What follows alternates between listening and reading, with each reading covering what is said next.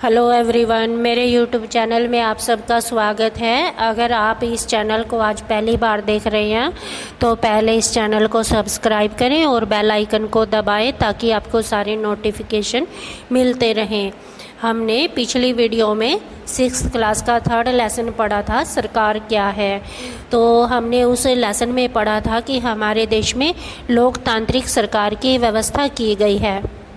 लोकतांत्रिक सरकार किसे कहते हैं ये भी हमने पिछले लेसन में पढ़ा था कि जनता अपने ही समूह में से कुछ लोगों को वोट देकर अपना प्रतिनिधि बनाती है और वो सरकार का हिस्सा बन जाते हैं और वो प्रतिनिधि जिस क्षेत्र से वोट जीत कर आते हैं उस क्षेत्र की भलाई का काम करते हैं, लोगों की भलाई का काम करते हैं। तो लोकतंत्र में लोगों की क्या भागीदारी है और लोकतंत्र का लोगों के ऊपर क्या प्रभाव पड़ता है, आज हम 4th लेसन में पढ़ेंगे। लोकतांत्रिक सरकार के मुख्य तत्व, ये लेसन का नाम है कि लोकतांत्रिक सरकार के मुख्य तत्व क्या हैं।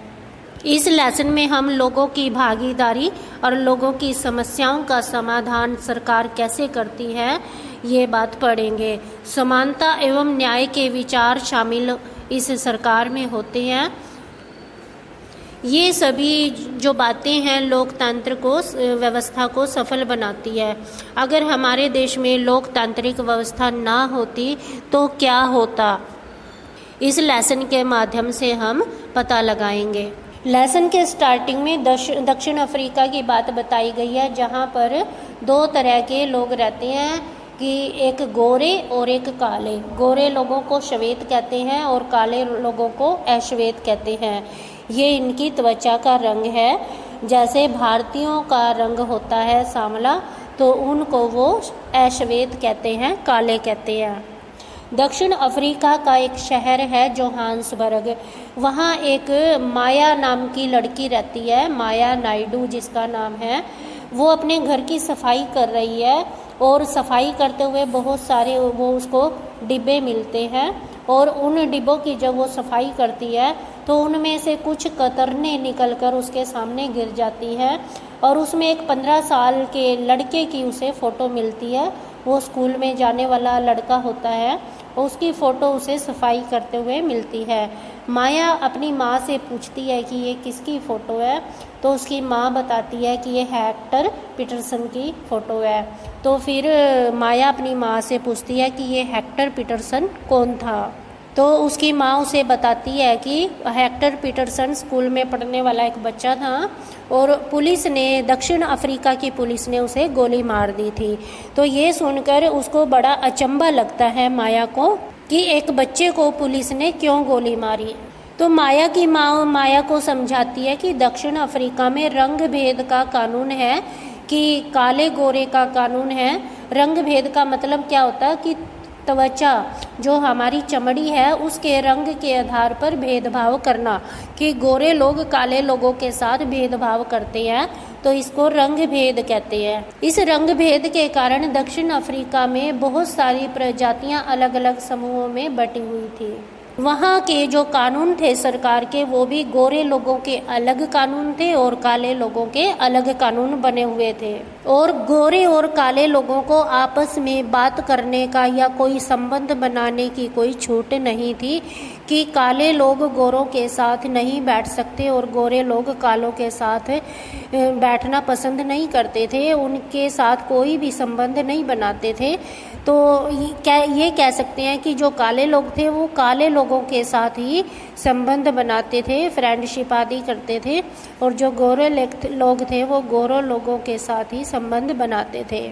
इतना ही नहीं, गोरे लोगों के लिए अलग से हॉस्पिटल बने हुए थे और जो गोरे लोगों के हॉस्पिटल होते थे उनमें सभी सुविधाएं होती थी, अच्छी किस्म की मशीनें होती थी और उनके लिए अलग से बसें होती थी, उन बसों में भी अच्छी सुविधाएं होती थी। और जो काले लोगों के हॉस्पिटल थे उनमें अच्छी सुविधाएं नहीं होती थी, ज़्यादा अच्छी मशीनें उपकरण नहीं होते थे और काले लोगों की बसें भी अलग होती थी, उनमें भी सुविधाएं नहीं होती थी। और गोरे और काले लोगों के बस स्टैंड भी अलग अलग होते थे। इसी तरह काले लोगों को वोट देने का अधिकार नहीं होता था, जबकि गोरे लोगों को वोट देने का अधिकार होता था। और जो गोरे लोगों को ज़मीन रहने के लिए दी जाती थी वो अच्छी ज़मीन उनको दी जाती थी, जबकि काले लोगों को घटिया ज़मीन दी जाती थी रहने के लिए। तो इससे पता चलता है कि गोरे और कालों के बीच में बहुत ज़्यादा फ़र्क समझा जाता था, उनके साथ भेदभाव किया जाता था उनकी चमड़ी के रंग के कारण। तो बहुत सारे भारतीय लोग भी दक्षिण अफ्रीका में रहते थे, तो उन भारतीयों को भी बहुत समस्याओं का सामना करना पड़ा। दक्षिण अफ्रीका के जो श्वेत लोग थे वो अफ्रीकन्स भाषा बोलते थे, जबकि काले लोग जो हैं जुहू भाषा बोलते थे। तो जो गोरे लोग थे वो काले लोगों के ऊपर दबाव बनाते थे, उनको मजबूर करते थे कि तुम भी अफ्रीकन्स बोलो।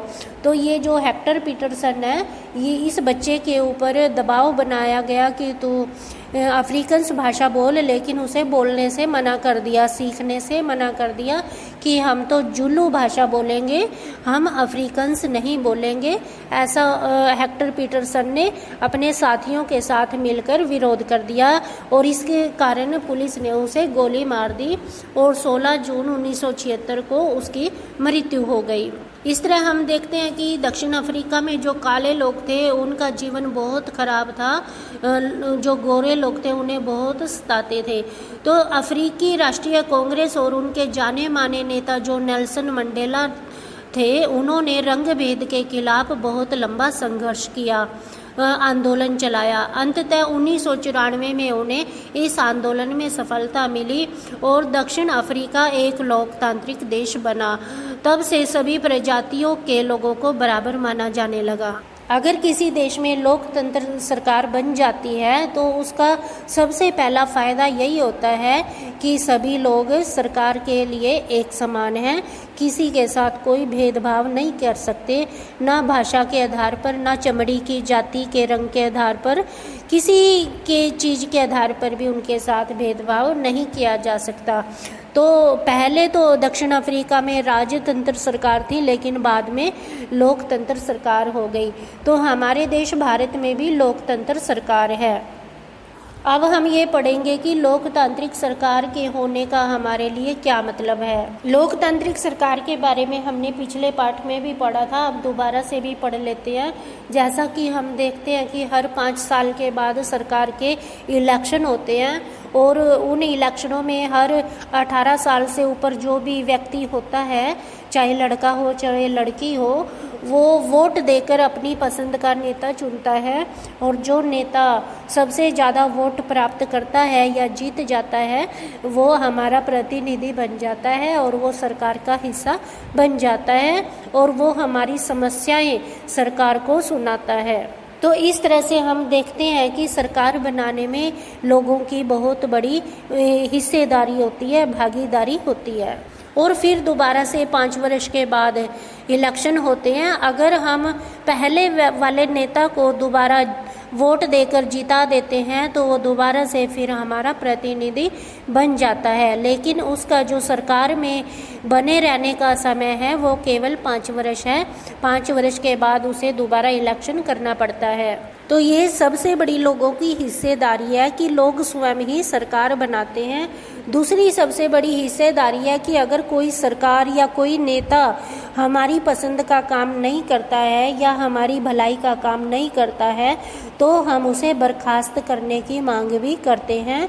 हम जैसे या तो नारे लगाते हैं या आंदोलन चलाते हैं, कई बार नेताओं के पुतले भी जलाए जाते हैं कि वो अच्छा काम नहीं कर रहे हैं इसलिए वो अपनी सीट को छोड़ दें।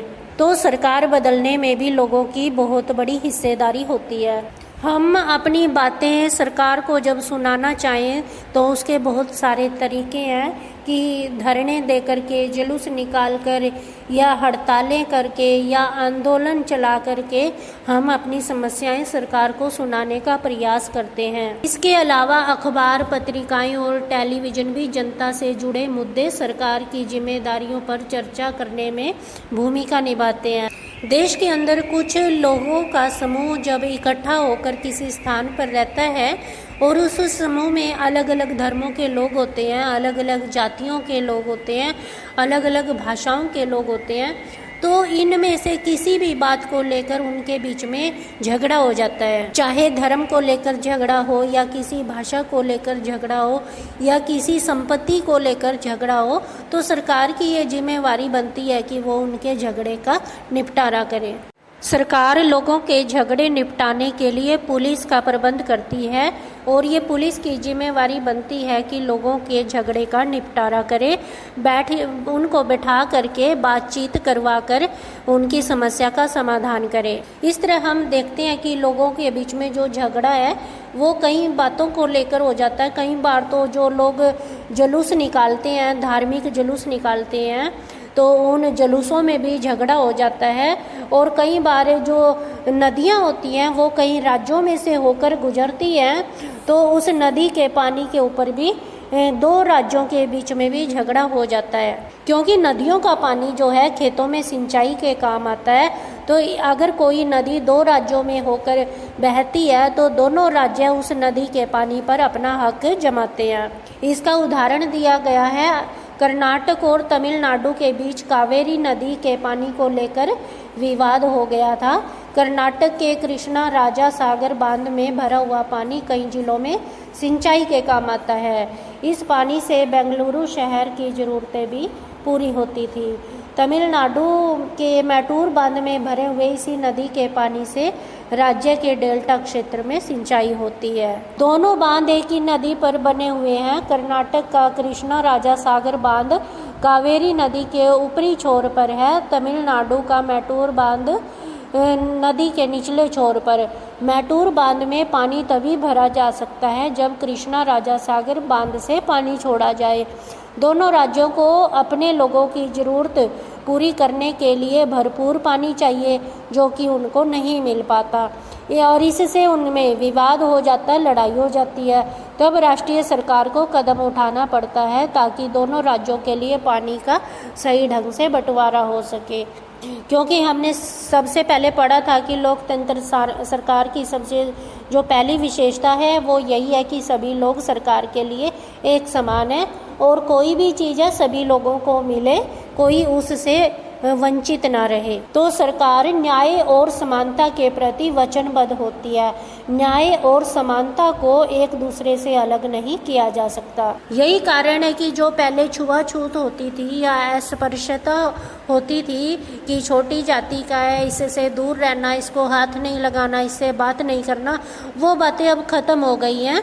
अब छुआछूत को हटाकर समानता को महत्व दिया गया है। पिछले लेसन में हमने पढ़ा था कि दलितों ने वो आंदोलन चलाकर इस छुआछूत को खत्म करवाया था और स्वास्थ्य, शिक्षा, यातायात की सुविधाओं से उनको पहले वंचित रखा जाता था, लेकिन अब ये चीज़ें सभी को मिलने लगी हैं, सभी एक समान हो गए। जैसे हमने डॉक्टर अंबेडकर के बारे में पढ़ा था कि उनको मंदिरों में भी घुसने नहीं दिया जाता था, कुओं से पानी नहीं लेने दिया जाता था।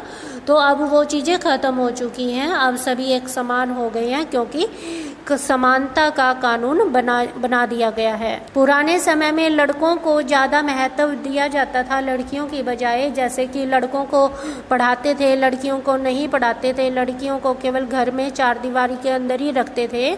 लेकिन अब ये चीज़ भी ख़त्म कर दी गई है कि लड़के और लड़कियां दोनों एक समान हैं। जो चीज़ लड़कों को मिलेगी वो लड़कियों को भी मिलेगी, चाहे वो शिक्षा है, चाहे स्वतंत्रता है, घूमने फिरने की स्वतंत्रता है, तो दोनों को बराबर अधिकार है। लड़कियों को महत्व देने के लिए सरकार ने कुछ विशेष योजनाएं बनाई हैं, जैसे कि लड़कियों की फीस खत्म कर दी गई है या कम कर दी गई है, जबकि लड़कों की फ़ीस ज़्यादा होती है।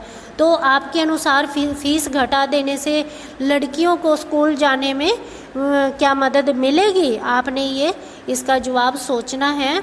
आपने किसी के साथ कोई भेदभाव होते देखा है? ये आपने उदाहरण देकर बताना है। आपने उसकी क्या मदद की अगर किसी के साथ भेदभाव होते हुए पाया? तो ये क्वेश्चन आपने इस लेसन को पढ़ करके इसके जवाब देने हैं। इस लेसन को पढ़कर आप समझ गए होंगे कि दक्षिण अफ्रीका में पहले कैसी सरकार थी और आज कैसी सरकार है। तो हमारे देश में भी जो लोकतांत्रिक सरकार है वो हमारे लिए कितनी महत्वपूर्ण है और लोगों का सरकार बनाने में क्या योगदान होता है, ये सब बातें आप इस लेसन को पढ़कर सीख गए होंगे। तो यहीं पर हमारा ये लेसन पूरा हो जाता है। अगर आपने अब तक ये चैनल सब्सक्राइब नहीं किया है तो कर लें और बेल आइकन को दबाएं। तो भारत की राजनीति के बारे में अगर आप कुछ जानना चाहते हैं तो इस चैनल को ज़रूर सब्सक्राइब करें और वीडियोस देखते रहें। All the best.